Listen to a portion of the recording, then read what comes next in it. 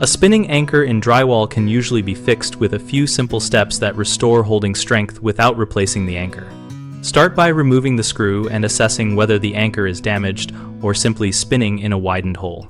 If the anchor is reusable, mix quick-set joint compound to a thick but spreadable consistency and fill the hole completely, forcing compound into the anchor cavity by using a small putty knife or the tip of a plastic spoon.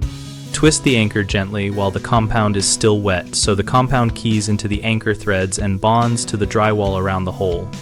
Make sure the anchor sits flush with the wall surface and wipe away excess compound before it skins over. Allow the compound to cure fully based on manufacturer instructions, which is usually within 30 to 60 minutes for quick-set formulas. Once fully set, reinstall the screw slowly and stop when you feel firm resistance so you do not overdrive into the repaired area. Common mistakes are relying on regular spackling, which can remain too soft and let the anchor spin again, so use quick-set joint compound, which hardens rapidly and supports the anchor. Forcing the screw back in immediately before the compound cures will loosen the bond, so always wait the recommended set time to achieve full strength.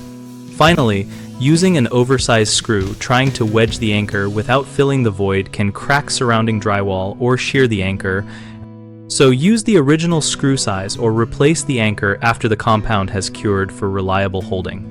BigHomeProjects.com connects homeowners with local contractors and provides a discussion community where we share tips and experiences related to repairs like this. We help contractors find work by giving them access to homeowner leads and community conversations about common projects.